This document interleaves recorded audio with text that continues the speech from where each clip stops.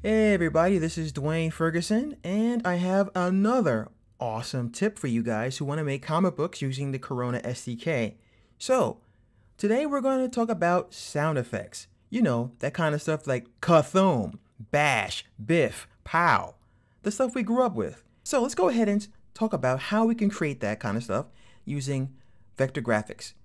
I'm going to use Illustrator again because you get the cleanest artwork, especially for lettering when you use Illustrator.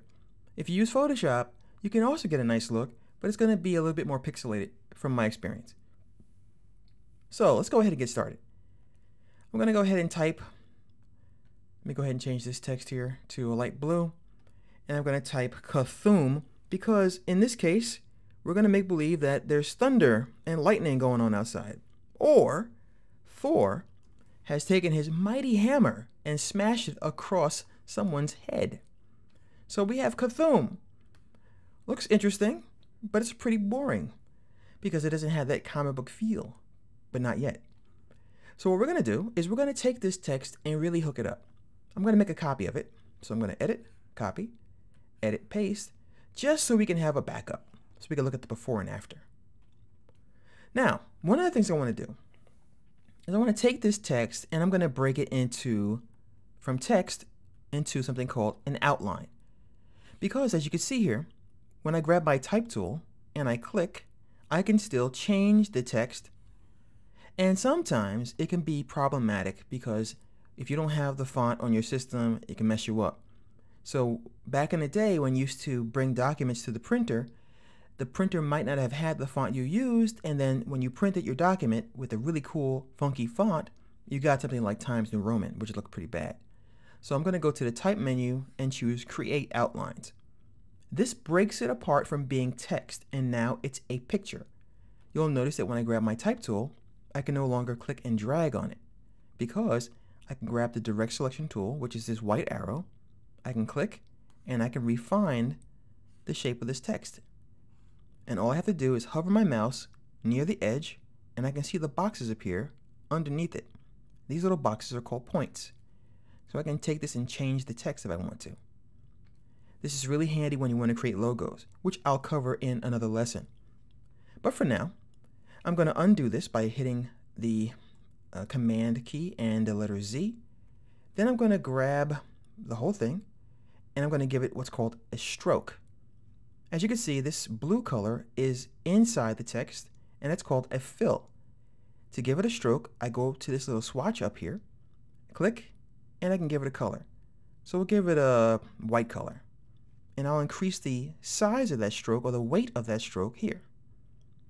So as you can see, we have Kathoom. Now the inside might be too light. So what do?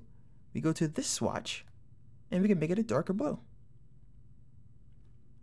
So we have this nice lightning feel.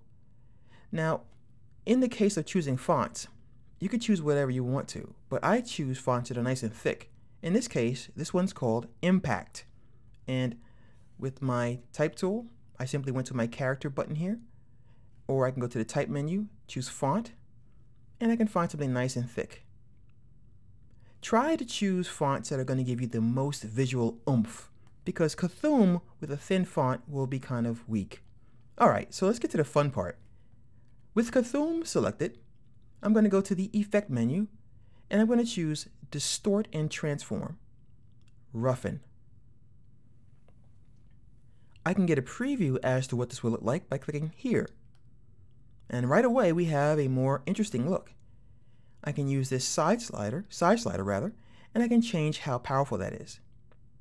And I can add detail. And let's say someone is getting hit by lightning. You can really show that by having the detail pushed all the way up like so. So I'm going to drop that down a little bit like this. I can also choose to have it smooth or corner, and you can just change how the angles look there. I'll hit OK. And so far so good, but we're not quite there yet. I want this to come at us. So we're going to go back to the Effect menu. We're going to go to Warp, Arc. Now the Arc menu opens up all the arcs anyway. Now I'll cancel that and show you. You don't have to go to Effect, warp, and then choose one of these, because no matter which one you choose, they all show up in this drop-down list. Now, one that's going to look really good for us is going to be flag. Once again, I can hit preview, and I can see the effect taking place on my text.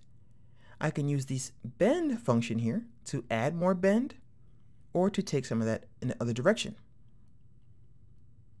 So since the lightning is coming from above, well, at least in the world I live in, I'm going to put the bend all the way to the left, and I can change the distortion on the horizontal and the vertical by using these sliders. So I can have the word really shrinking on the other end, or I can have Cthulhu going off into the distance. So it depends on what you want to do. So I'm going to go like this. On my vertical, I can do something like this, but that's a little bit too wonky for this. But you can see what it does. So I'm going to not mess with that too much. Then I'll hit OK. I'll deselect it. And now I have a nice Cthulhu that's knocking somebody through a window, because that's what Cthulhus do. And that, my friends, is how you can create special effect text. Now, as a bonus, what is the actual name of text like this, special effects text? The answer, onomatopoeia. Don't ask where it came from. I didn't make it up. So, until next time, guys, this is Dwayne Ferguson for the awesome folks at Ansca Mobile. Thanks for joining me. Don't forget to visit my website at diehardstudio.com to see the other shenanigans I'm always up to.